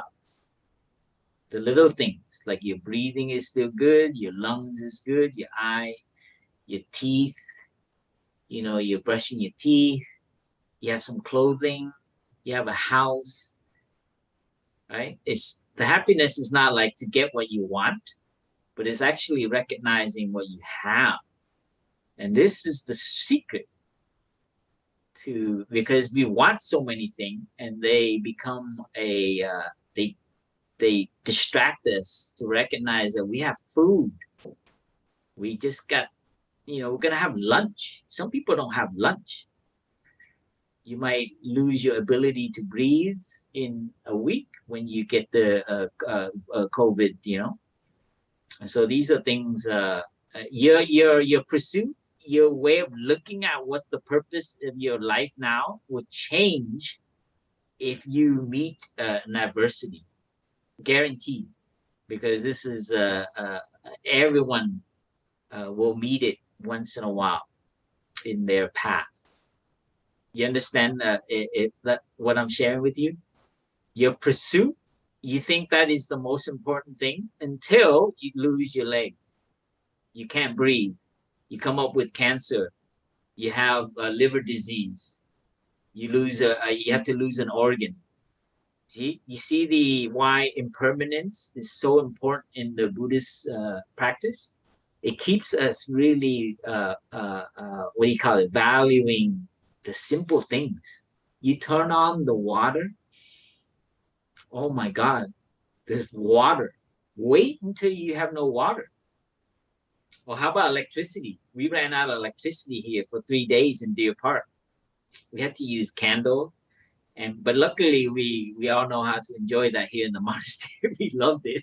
We had no internet, and everyone had to, like, you know, sit around and play guitar and drink tea and make a fire with wood, you know. So you know, it can go like that very easily. So what you think is important will change when impermanence knocks on your door and opens it. You understand? Yeah, so please make time to actually go a little deeper and look at, like, what is true happiness, because it can go like that. So when that happens, your little island, your little vacation is over. The tsunami just hit it. And what do you have left if you don't have a boat? So this is, you don't have your island, but you have other things. So I'm just sharing with you what we in Buddhism call condition. Yeah, these are conditioned, and you need to understand that they change. You have to prepare yourself. So don't be too busy. Find time to appreciate little things. You know, waking up in the morning, you have a warm bed, you have blanket, you have water, someone takes care of our trash, you have warm food. So don't think, balance your big stuff with the tiny little things. I have a cup, have hot water, you know, so when you pour, you know, you enjoy that. That is the greatest happiness. It is nothing less than your, what we call the most important thing. I hope that it makes it clear.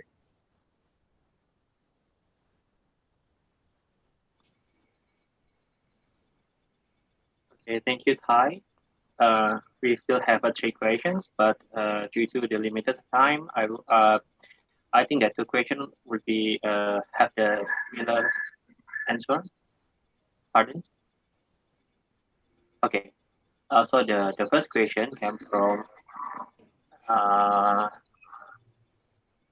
Angeline, how to transform the void inside to be peace? That's the first question. And then the second answer came from Monica. Dear Thai brothers and sisters, this is a challenging time, full of uncertain of pandemic at home. How we can deal with boringness or tiresome Well, and come back to our island for vacation. I am thinking that if I feel bored, the island perhaps bored too, like an empty, abandoned island. How to change this perspective uh, when it comes? Thank you.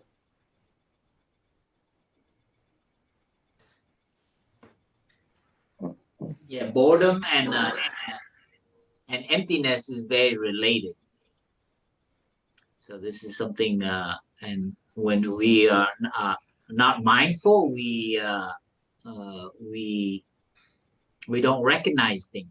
That's why I call the mindfulness is a miracle, the miracle of mindfulness. I mean, you have to like put a little effort to recognize the little things that you do have.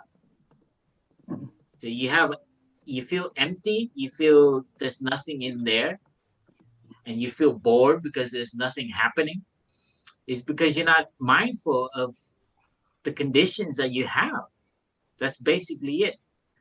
So the stronger your mindfulness, the more aware you are. You start identifying things, and you have to put little pinpoints. You know, on Google Map, you put what do you call it? Those little, little arrow. So you have to create a new habit to look in your life. Where are your little, pinpoints of happiness? Right now, tell me one. Okay, you are alive. It's like just breathe. Oh my gosh.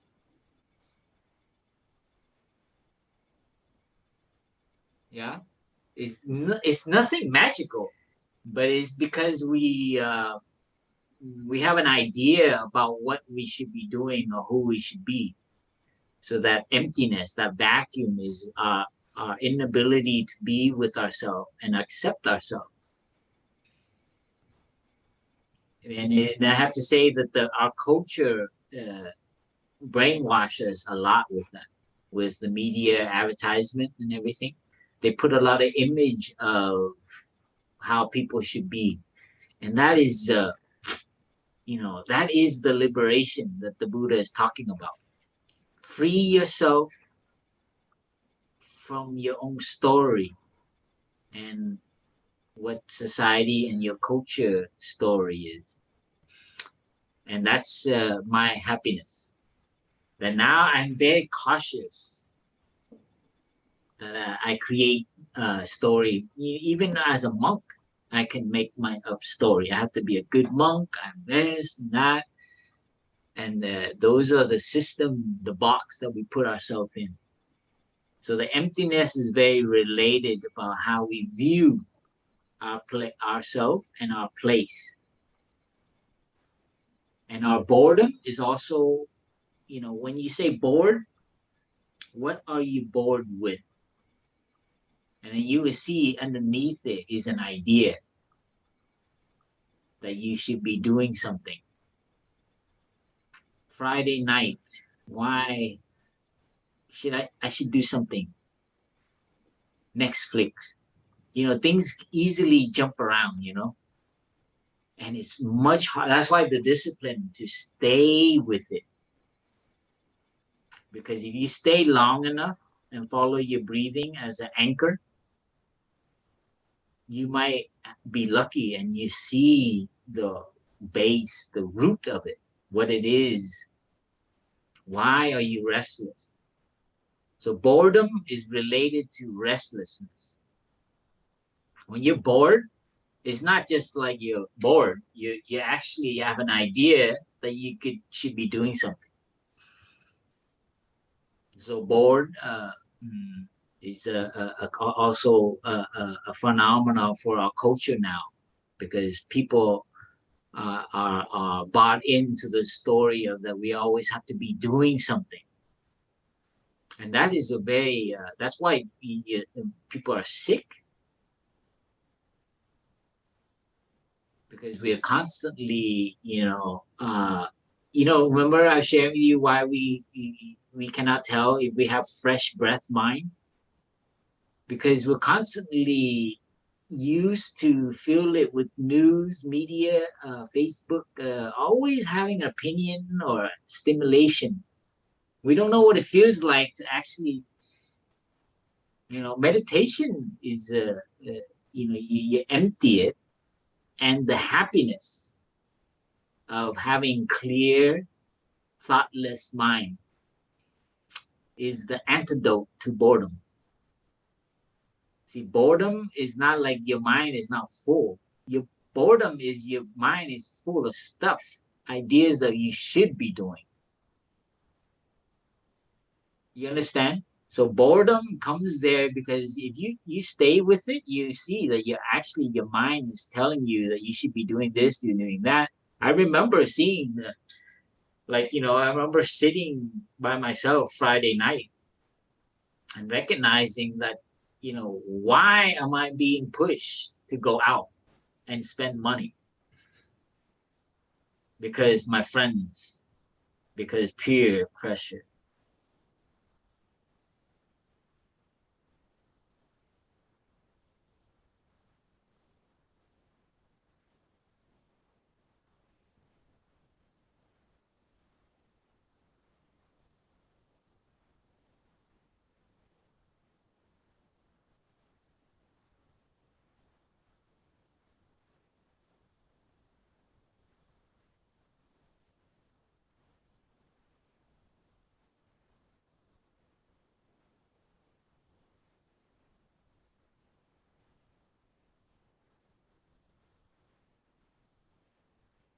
So just like stillness is very, it requires training. That's why Buddhist practice is hard, because it requires effort, like martial art, sports, music, anything. You want to play piano, you got to put effort. You want to play tennis, you got to get in the court. If you want to be still, you have to get down and sit still. So you can't just get still because you want to. It's like health. You want good health, you can read all the books you want. But unless you start eating properly, exercising, sleeping, and moving, health is not coming to you. So stillness, recognizing boredom, finding relief for the boredom, accepting the feelings of emptiness, and seeing that it's just your idea requires you to sit still. So unfortunately, no matter what I say, it's just ideas. So you have to sit there and be with your emptiness. You're feeling empty, feeling like you're not doing anything. You're not useful. You're not whatever the story you have. So you have to take it more question. So it's not empty, vacuum, or feeling blank. You stay with it, and the sentence will come up. You have an idea, the voice will say, I should be doing this. It's usually, this is what is expected of me. See that, then you go further and like, why is that? Where does it come from? You see the deep looking, the third, your body, sit still, follow your breathing, and contemplate. This is like ancient practice from India. And the Buddha very clearly and developed it. The Four Noble Truths.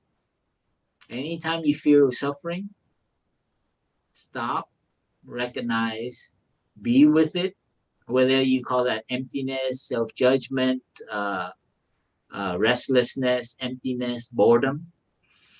They all have a story. So when you can stop, sit still, right? That's the first body practice. And then you use your breathing as a still water to see why that is happening, your mind. And that, the more you do that, the more your understanding comes about yourself and about how you were raised by your family, how you're educated by your culture. The more understanding you have of that, the more you liberate yourself and you begin to love yourself and care for yourself properly. I thought going out was like the way that I was happy, but actually, I'm actually very, I like being by myself. And I didn't discover that because I grew up in Los Angeles and everybody tells you, you got to be going out. You have to have a social life. You can't be at home. And definitely you can't be with your parents. I mean, a young man staying home with your parents, that's like, you know, and yeah, it's like, it's nice. I'm always running out of the house, door to car to, shopping to restaurant, ATM machine, and I thought that that was my happiness, always running. I didn't even have time to take off my shoes properly. And so you have to recognize that actually, maybe I remember sitting one time in Plum Village and in the forest by myself, and I realized actually I don't mind being by myself, you know. And I started to enjoy actually, and then I learned how to hike and be with nature, and I started to see my friends as trees, the birds, and the clouds, and I begin to move out of my social construct. You understand? We are not just human beings and have human relationship and soap opera and all this and that and always finding how to reconcile and find, connection with people. We are more than that. We are also have a relationship with the clouds, the mountain, the air, the earth, the bugs, the flies. Life, you put on this earth. You were given life by your parents. And it took billions of years to evolve you. And now we have this awareness. It's a miracle, man. Don't waste it just working. Explore nature, explore the stars, watch when the two planets crossing. And then you can see that you're part of an evolution, right? That is the only trick that is like you move away from yourself and you begin to see that we're part of an evolutionary consciousness. You are going to return this, two hand, two leg head back to the earth. No doubt about it. So you might as well enjoy the consciousness that you have now. Your life is not to be 9 to 5. It's more than that. So please fill your boredom, fill your vacuum with clouds, with blue sky, with bird song, the stuff of poetry, of what, art does. So your life is not to be, on schedule. It's much more than that. Anyway, this is what I discovered, okay? So I just share with you that my happiness is that I was able to jump out of the rat, what do you call it? What do you call those things? The rat wheel, huh? And not everybody wants to jump out. Some people like to pursue a cheese, and it's okay. But eventually, you'll find that it's just cheese, Who cares, You have a big bank account, but, look at all the rich people, and all the famous people. So when you have time to contemplate, look at all the people who look like they're successful. Are they really happy? Why do they suicide? Why do they abuse other people? Even that they're powerful, rich, and famous. Yeah, it's very clear. And you know the answer, and that's why you come together. But we need each other to remind ourselves. And please study more on the path, because there's a lot of wisdom in our ancestor. Yeah. So I hope, anyway, you can see that I was inspired to let you know that life is more than the busyness of human drama. You're more than the soap opera. So take a break from human relationship and go relate to a rock. Relate to the stars. Come on. There's more. You're a whole planet, you know, because you're going to have to return all this back to the earth. And so please enjoy the consciousness that you're gifted to. The bees, the butterflies, the plant in front of you, the, you know, the apple, the orange. Yeah. So these are the miracles, huh? And the practice can help you develop that. So you see that it's not just the human creation, but it's right there in front of you. And this is, it requires training, and unfortunately, everything, because we're easily forgetful. Anyway, thank you for, gathering, and I wish you keep your heart warm, keep your mind open, and don't be afraid of the future, because how you deal with the present moment will make your future. You understand? So your future is anxiety, fearful, because you project there. But how you take care of yourself now, and when you build your future. So future doesn't come to you, but how you take care of the present moment. You might not have a job, but you learn to enjoy what you have, and then you build. So this is a trick, huh? Don't think of the future that is out there coming, that you have to get it, but you build it with the present moment. This is what Thai taught me, is magic. If you live like that, so you build the future by how you live your day. You see? And you do that to the past too. So you build your past. You make great memories by taking care of your day. So I never was taught that, because we have a different way of telling the future and the past, right? But in Buddhist practice, we build everything. We build it with the present moment. I hope does that make clear? Yeah. So please take care of your present moment, your day, because that is, every day is a vacation.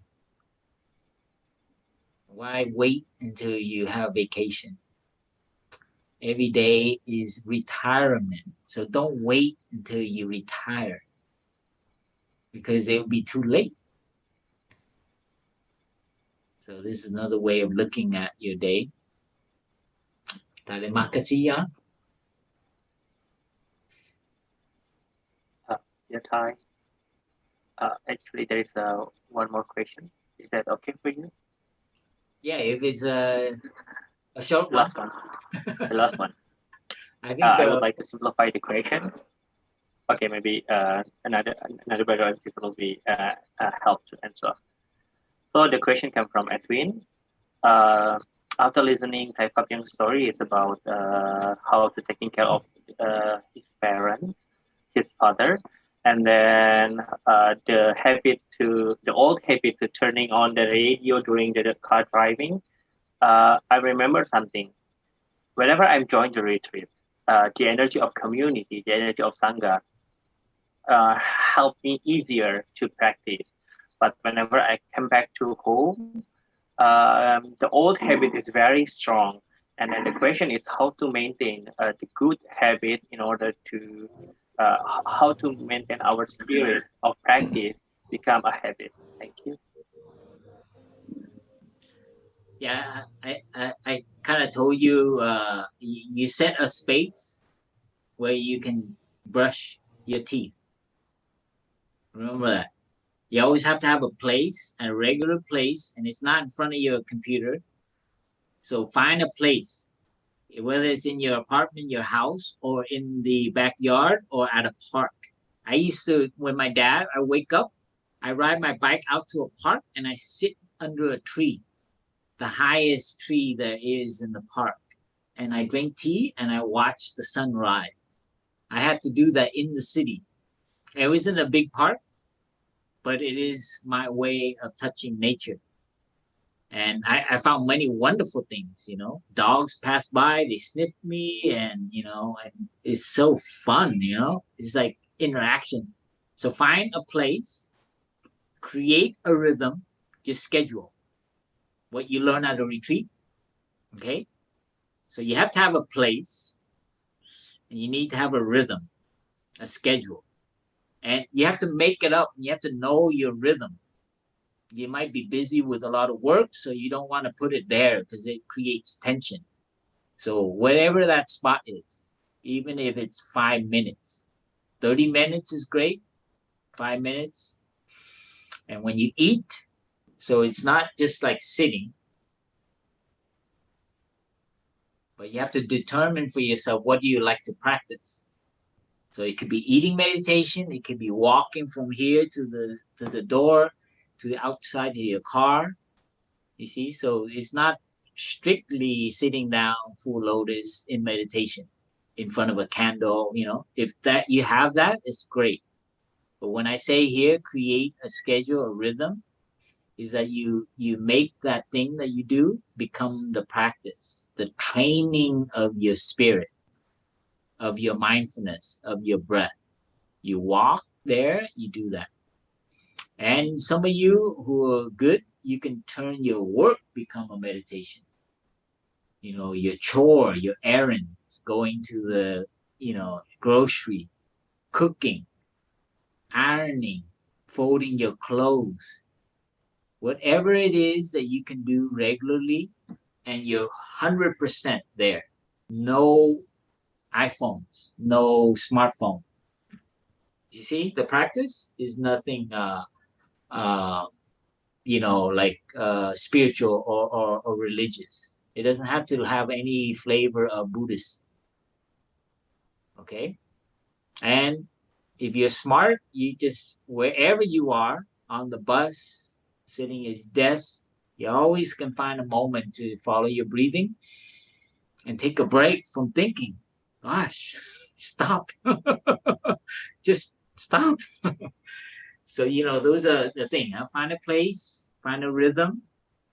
And this internet thing, on the weekend, find a group here, or maybe Sister Rising Moon Phật Tử or Radka, some of you who are organizing this, try to create groups, and you regularly go online for 1 hour. And you sit for 15 minutes. You can read a text, and then you have some sharing, checking in. So a community, online community. And you do that regularly because people, will remind you. I think you will have Dharma sharing today. That's very good. So you get to share with each other, and you hear each other, the pain they're having, and being there for each other. So this is something I encourage you to do. And that's what we do now. We have go online for retreats. We have gathering for Sangha. I get invited for LA Sangha. They meet. I go online with them. So it's a way to keep the flower watered. So your practice. But I have to say, it's very difficult on your own, because the temptation, the deterioration, go slowly by day. It because you don't have the support. So we really need to help each other. Yeah. So this is something. That's why I'm happy that we're having this gathering, and there's so many of you who gathered. and I hope you get something to help you maintain your practice, because the collective energy society is so strong. To rush, to get back to busy, to continue to think, and to not be to slow down, or to be by yourself. All these things are always knocking at your door, and that's why I say I'm more cautious now to say that it's easy to do it at home. Go home and do it. No, you need help. That's why you have to connect with each other. And I hope Raka and our brothers and sisters there, we create little pockets. I don't know if you use Basecamp. You can use it to have a gathering. Yeah. So those are some of my and I have to say, you will. I got angry at my father. Because you do have a limit. And you do everything, and then you also, this is like after 20 years as a monk, I still was like really surprised at myself, because it's like really tough to take care of your father who's sick. And so you also have to like also accept that you fail. And I yelled at him, and then I was like, oh man, and I had go do prostration and begin anew, and I tried to do better. So even after 20 years of meditation and compassion and kindness, but we are also a bottle, and it gets filled. And even though I do my regular sitting but physically, mentally, in a day, if you have too much on you also fail. So I want to let you know that I also kind of lost it. And it doesn't mean that I get back up and I continue to train. I don't give up. So please don't be so hard on yourself if you blow up or something, but get back on the path. Okay, so I hope that but don't use that excuse, to get angry all the time, I hope that helps. And please, we'll continue. And you're young, your mind is still soft. You're good, so please, please continue to train. Thank you, and have an enjoyable Dharma sharing. Please excuse me. I will go back to my room. Okay. First of all, thank you, Thầy Pháp Hyung, to be here with us and to support our practice. I would like to invite all friends to open their video, and then we can go to Thầy Pháp Hyung in order to show our respect to him and say thank you for his time. And Natalia, can you invite one son of Bell in order to lead us to people?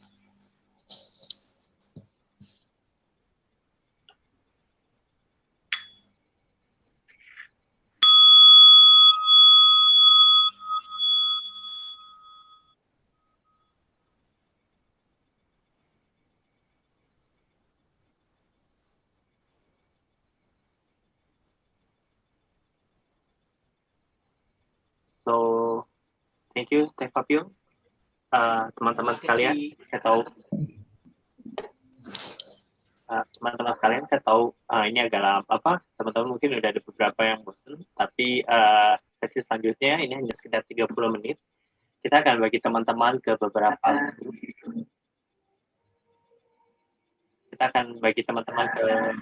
grup. Dan ini ada Dharma sharing. Nanti kita bagi ke breakout. Setelah Dharma sharing selesai, kita kembali lagi untuk penutupan dan ada beberapa pengumuman.